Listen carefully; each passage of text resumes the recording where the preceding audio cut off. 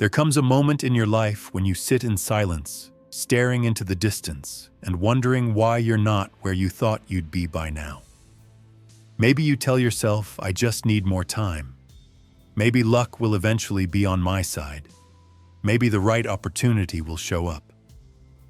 But here's the uncomfortable truth. The biggest barrier has never been time, luck, or talent.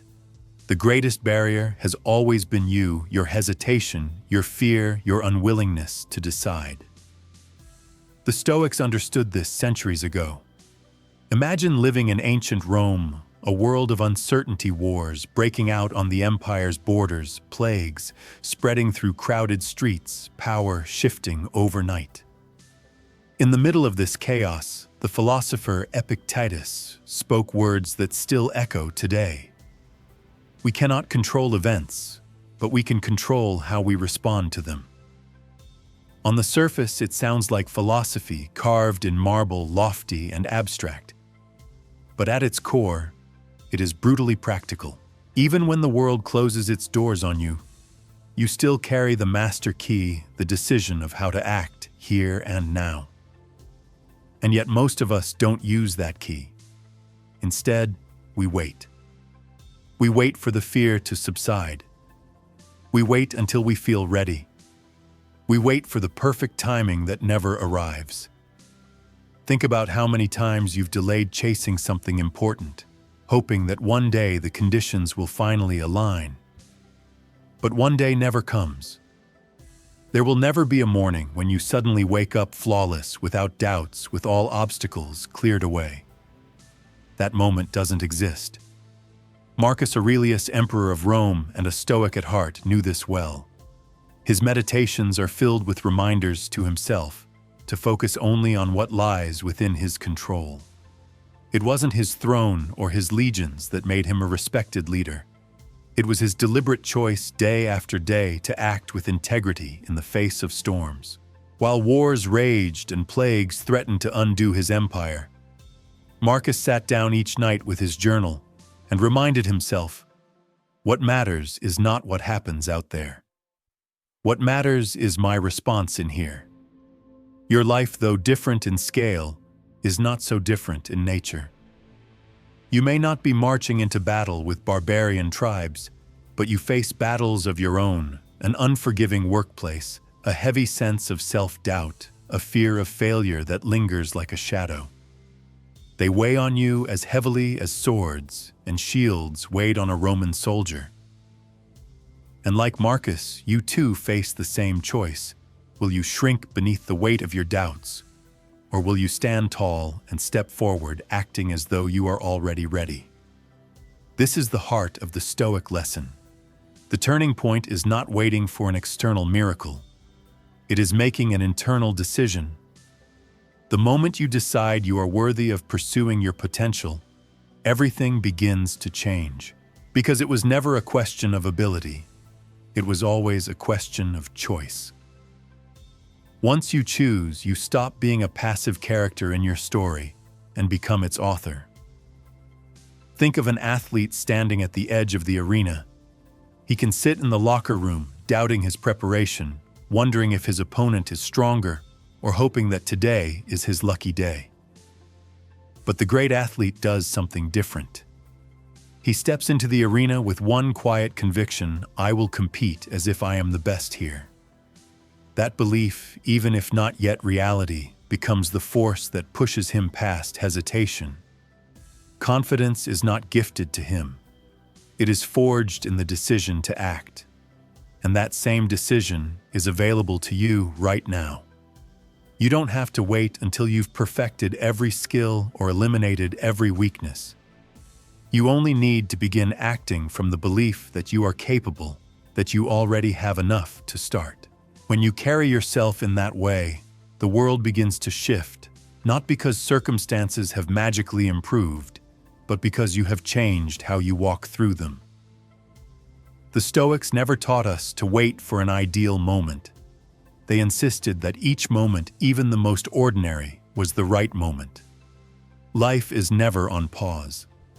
It is happening now. And within this very second, You are given the chance to rise, to accept responsibility, to claim your role as the architect of your own life. Because in the end, the wall blocking your way was never built by others. It was built by hesitation, brick by brick inside your own mind. And the only person powerful enough to tear it down is you. Once you recognize that once you push past it, you discover something remarkable. Nothing was holding you back all along except yourself. There's a voice inside your head that whispers when you're about to take a risk. It's subtle, quiet, but sharp. You're not ready yet. You're not good enough. Someone else out there is smarter, stronger, more deserving. You know that voice well. It speaks up when you're about to apply for a new job, when you consider starting something meaningful, or when you dream of stepping into a larger stage of life. And most of the time, that voice wins. It convinces you to shrink back, to play small, to postpone action, until you feel prepared. But the hard truth, you will never feel fully prepared. Waiting for readiness is like waiting for the horizon. You can chase it forever, but you'll never arrive. The Stoics saw this illusion clearly. Marcus Aurelius reminded himself daily that no one has promised us tomorrow. The only guarantee you ever hold is the present moment. And in that present moment, hesitation is the greatest thief. Think about the countless opportunities you've already let slip away because of hesitation. Maybe you wanted to speak up in a meeting, but convinced yourself it wasn't your place. Maybe you wanted to tell someone how much they mattered, but the words died in your throat. Maybe you dreamed of beginning a project, writing a book, starting a business, changing careers. But every time you told yourself, later, when I'm more experienced, when the timing is better. And each time later became never. The Stoic response to this pattern is radical in its simplicity. Stop waiting and start acting. Epictetus would say, it's not what happens to you, but how you react to it that matters. Notice the emphasis, react. Not when the perfect conditions arrive, not when all your doubts are gone, but now. In this very moment, your response is what defines you. Marcus Aurelius carried the weight of an empire on his shoulders. Wars, political schemes, plagues, there was no shortage of reasons to wait. No shortage of doubts telling him he wasn't ready. And yet each morning he reminded himself that hesitation served no purpose. His duty was not to wait for clarity, but to act with virtue, despite the uncertainty. That's the example he left us. Greatness is not about waiting until you feel confident. It's about stepping forward even when you don't. You may feel like you're standing on shaky ground. But here's a shift worth considering.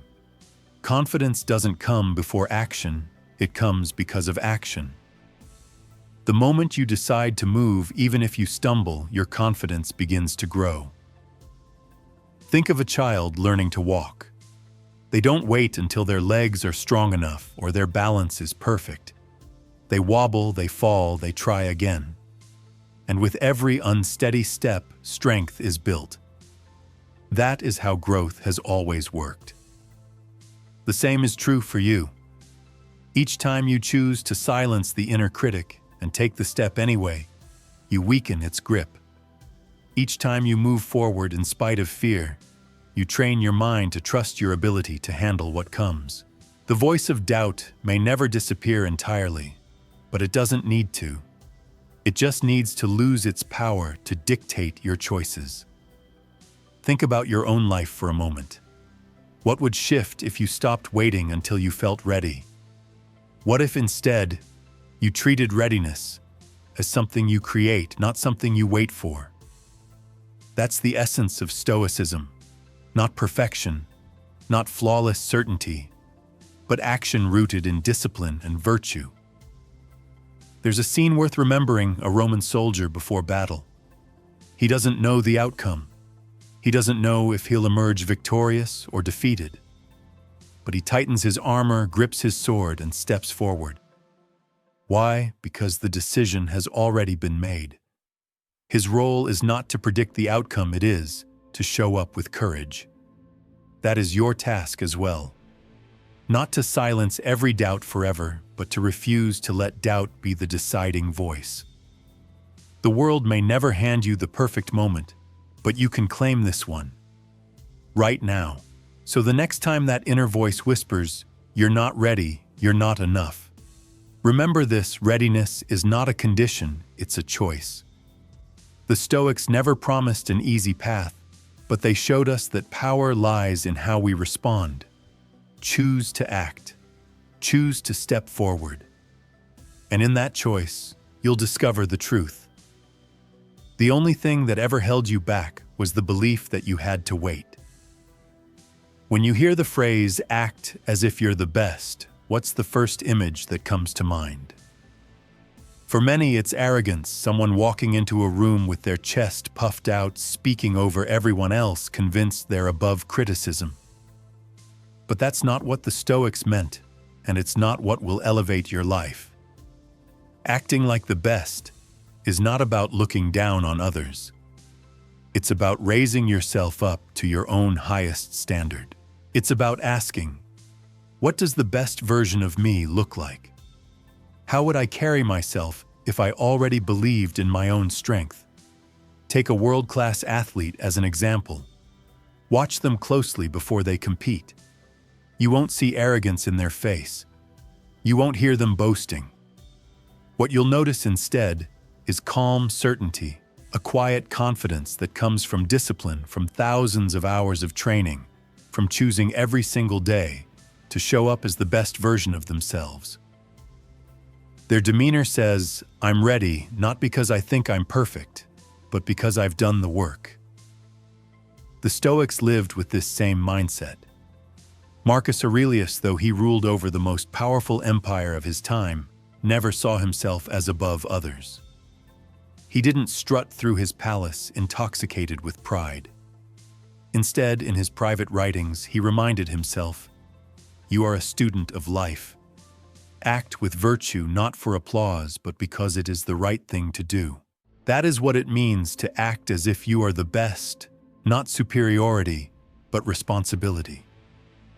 So when I tell you to act like the best, I'm not asking you to pretend you know everything, or that you'll never stumble.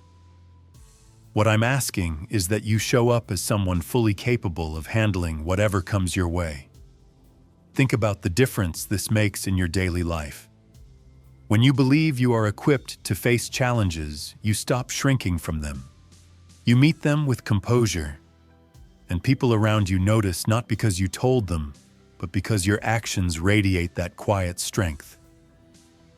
Here's the key difference: arrogance elevates you above others, but acting like the best elevates you toward your own potential. Arrogance says, "I'm better than you." True confidence says, "I will rise to the highest standard I can reach." That's the Stoic way: progress, not perfection. Imagine walking into a room where you once felt small. Maybe it's a job interview. Maybe it's a gathering of people you admire. In the past, you might have hunched your shoulders, spoken softly, convinced yourself you didn't belong. But when you choose to act like the best, your posture changes. You speak with clarity, not to impress, but to express the truth of who you are.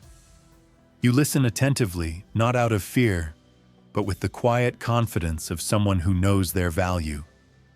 And suddenly the energy shifts. People begin to see in you what you've begun to see in yourself, that you belong here, that you carry weight, that you have something meaningful to contribute.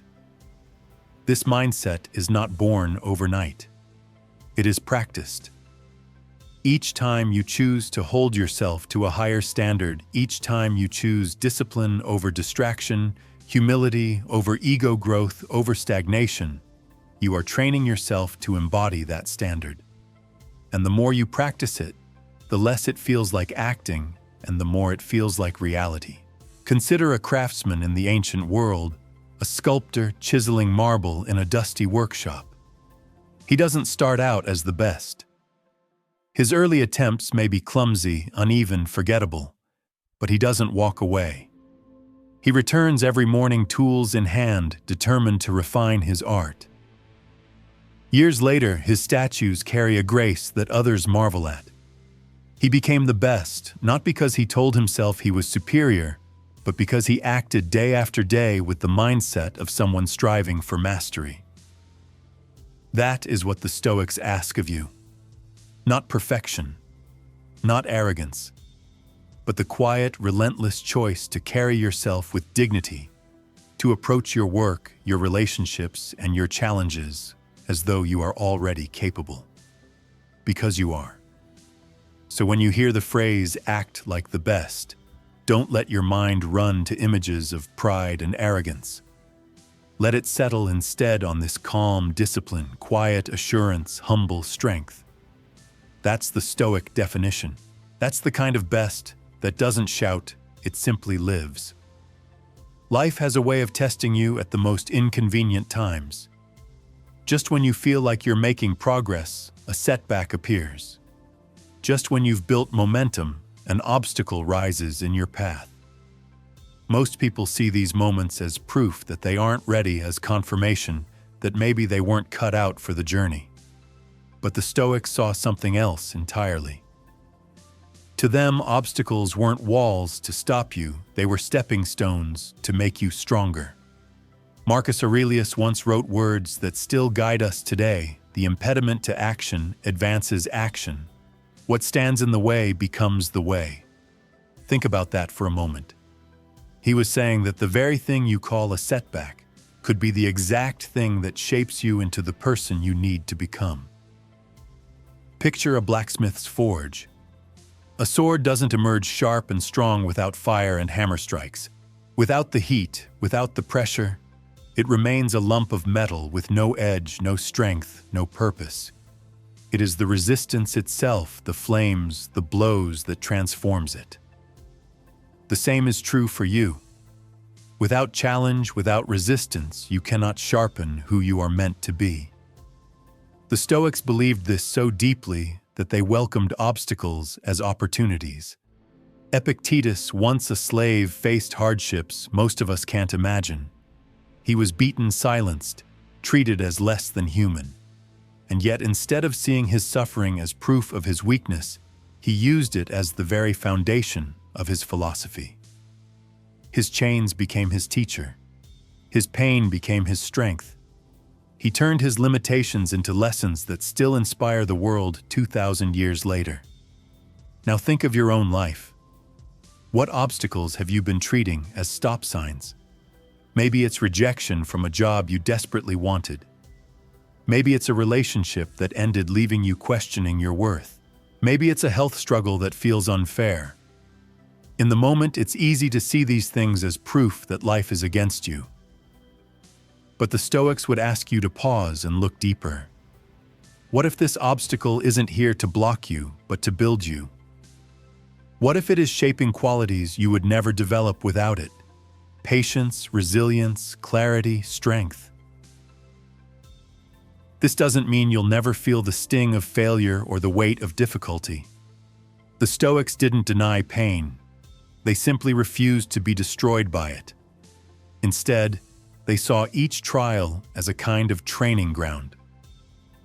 Just as an athlete uses heavy weights to build strength, life gives you resistance to shape your character. The transformation happens in the decision. When you decide to treat obstacles as opportunities, you stop being their victim. You become their student. Every challenge becomes a lesson in disguise. Every disappointment becomes a teacher pointing you toward growth. Marcus Aurelius didn't wake up each day expecting an easy life. In fact, he prepared himself for the opposite.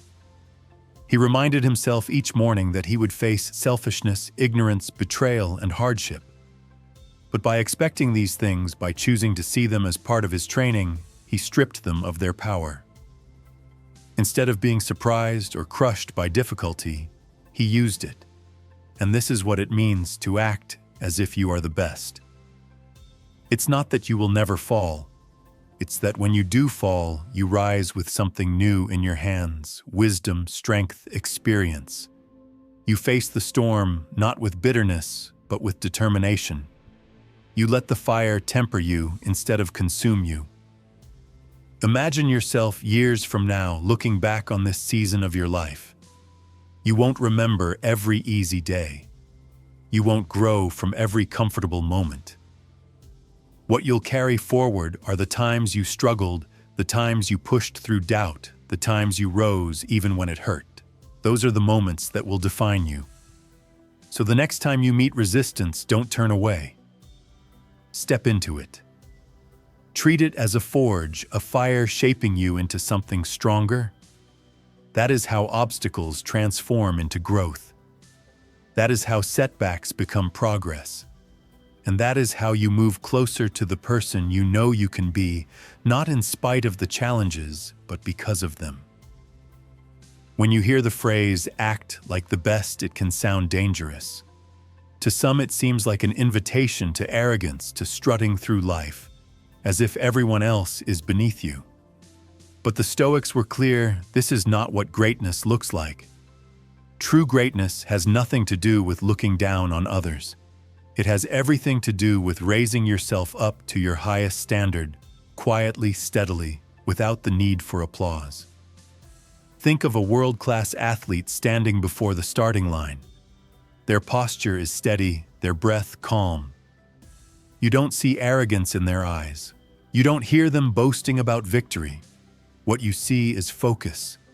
What you feel radiating from them is quiet certainty, the kind that can only come from years of disciplined training, sacrifice, and the choice to show up day after day. That's what it means to carry yourself as if you're the best, not superiority, but assurance built on effort.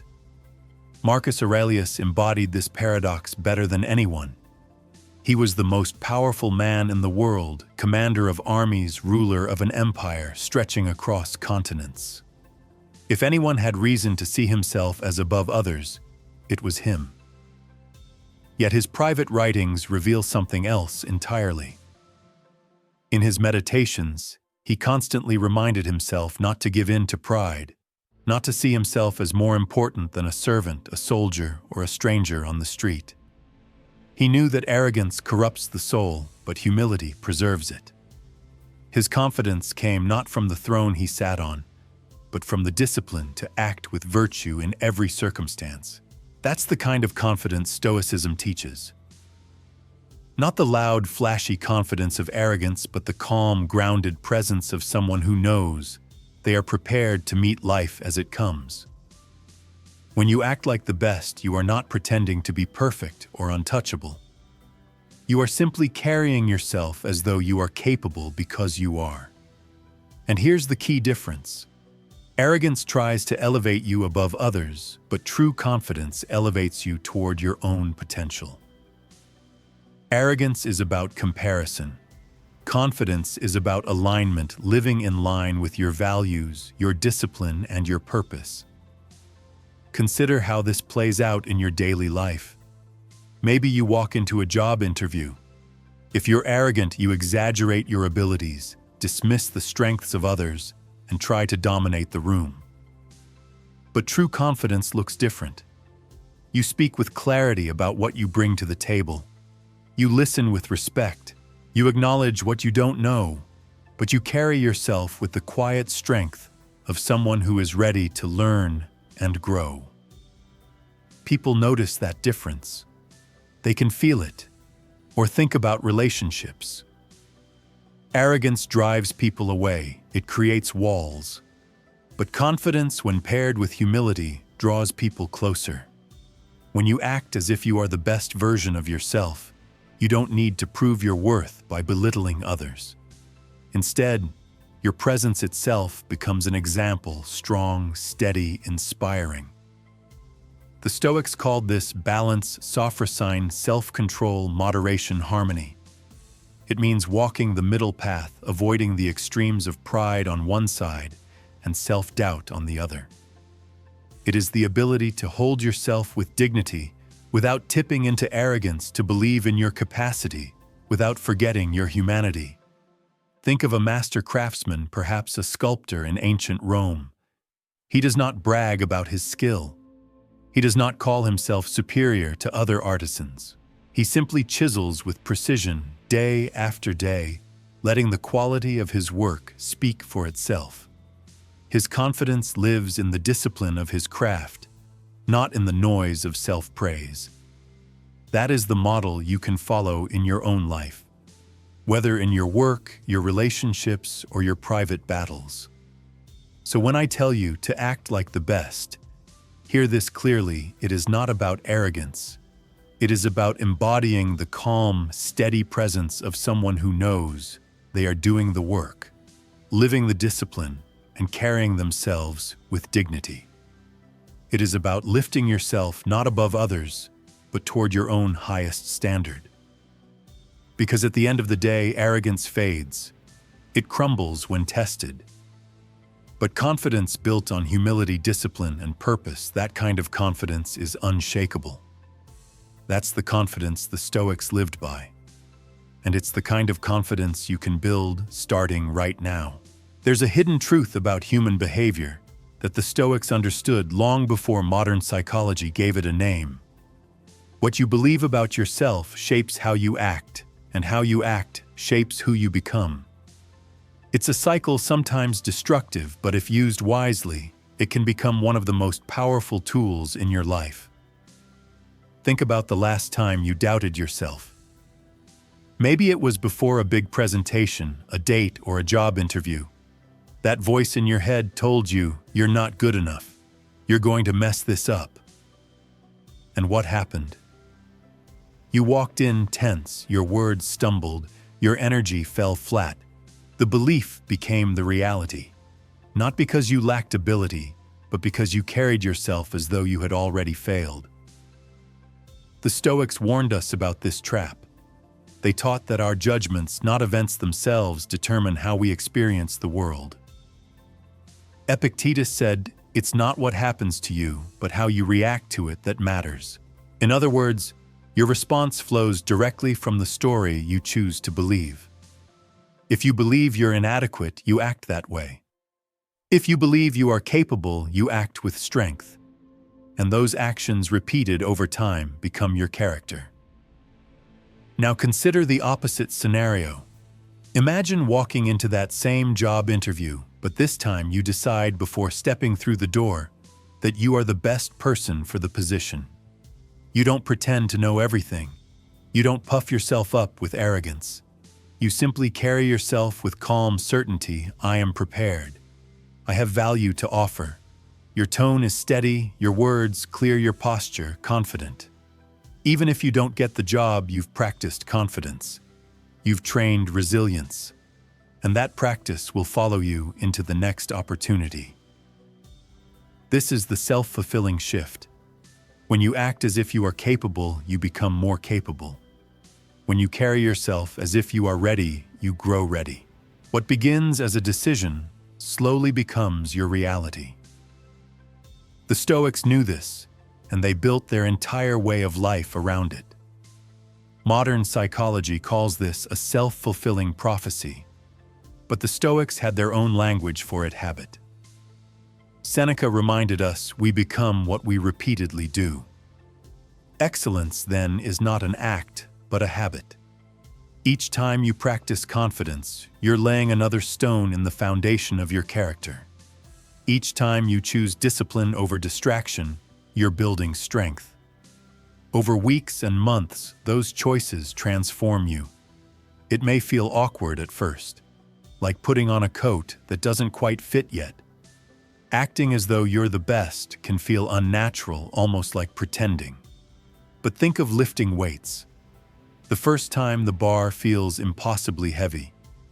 Your muscles tremble, your form is shaky. Yet every time you return, you grow stronger. Soon, what once felt unbearable becomes second nature. Acting like the best works the same way. Each time you practice, the act fades and the reality takes shape. The Stoics insisted that change begins within. You don't wait for circumstances to hand you confidence. You don't wait for someone to declare you ready. You choose to embody it, and through consistent practice, you become it. Marcus Aurelius didn't wait until he felt like a wise leader to act like one. He practiced wisdom in the middle of chaos, and that practice made him into the leader history remembers. So what about you? Where are you telling yourself, "I'm not ready yet"? Where are you shrinking back, waiting for some invisible sign? The truth is, the sign will never come. The only sign you need is your decision to begin. Picture your own life, 5 years from now. Imagine 2 paths. On one, you continue listening to doubt, waiting for readiness, hesitating. On the other, you begin today to act as if you are capable. You carry yourself differently. You choose discipline over delay. You respond to challenges with confidence rather than fear. Which version of you will grow stronger? Which version will you be proud of when you look back? That choice is yours, and it begins not in the distant future, but in this moment. The Stoics would tell you your beliefs are shaping you right now. Choose them wisely. Because if you believe in your weakness, you'll live small. But if you believe in your strength even before you fully feel it, you'll grow into someone far greater than you ever imagined. This is the secret the Stoics left us. You don't need to wait until you are the best. You need only to act as if you are, and with time, with repetition, with discipline, you will become it. There's a quiet danger hidden inside success. When you finally begin to see progress, when people start to recognize your abilities, when you achieve what once felt impossible, it's tempting to believe you've arrived, that you've reached the peak and there's nothing left to climb.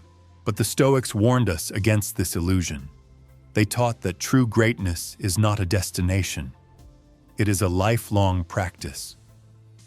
Seneca put it plainly. As long as you live, keep learning how to live. He meant that mastery is never final. The moment you believe you have nothing left to learn is the moment you stop growing. And in that stagnation, arrogance creeps in. The Stoics knew that humility was not weakness, it was the foundation of wisdom. Think of the greatest athletes, artists, or thinkers you admire. They didn't stop practicing once they reached the top. A champion doesn't abandon training after winning a medal. A musician doesn't put down their instrument after their first masterpiece. They continue refining, adjusting, stretching beyond what they already know. Why? Because they understand that excellence is not a trophy on the shelf. It's a standard you return to every day. Marcus Aurelius lived this principle despite ruling the Roman Empire. He could have declared himself complete, basking in power and glory. Yet his private writings reveal a man constantly checking himself, reminding himself to stay grounded, to avoid pride, to keep improving. He wrote, "If you are distressed by anything external, the pain is not due to the thing itself, but to your estimate of it." Notice the humility there, an emperor reminding himself that he is still a student, still capable of error, still learning to master his own mind. Now bring this into your own life. What would it look like to live as if growth is never finished? In your relationships, it means asking yourself, what would the best version of me do here? How would the best partner, the best parent, the best friend behave? It doesn't mean you'll always get it right, but it does mean you'll approach every interaction as practice and opportunity to strengthen patience, empathy, or honesty. In your health, it means carrying yourself as if you're already in peak condition, not in arrogance but in responsibility. How would you treat your body if you believed it was capable of strength and vitality? You'd choose nourishing foods, consistent movement, better rest. The Stoic path is about self-discipline, not punishment. It's about respecting the body as the vessel that carries you through life. And in your work, it means holding yourself to the standard of mastery. Not coasting once you're good enough, but continuously sharpening your craft. Just like the Roman sculptor returning to his workshop each day, you shape your skill by showing up again and again with intention. This mindset of continuous growth is what separates confidence from arrogance.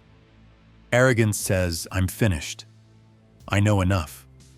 But humility says, "I have come far, but there is always more to learn." And it's humility that keeps the door to wisdom open. The Stoics also understood that growth requires failure.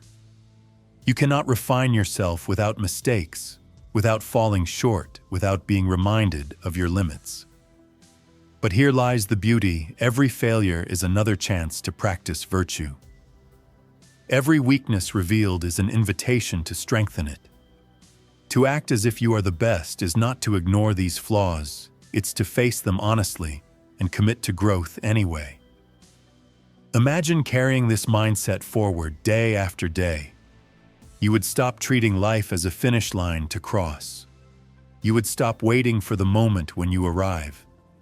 Instead, you would live as a perpetual student, humbled by what you don't yet know, energized by what you can still become.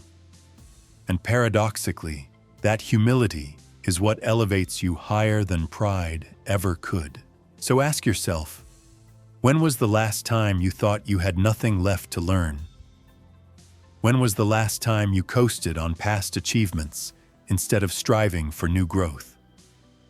The Stoics would challenge you to return to the practice, to recommit to the daily work of self-mastery. Because in the end, acting as if you are the best isn't about claiming perfection. It's about committing to improvement for as long as you breathe.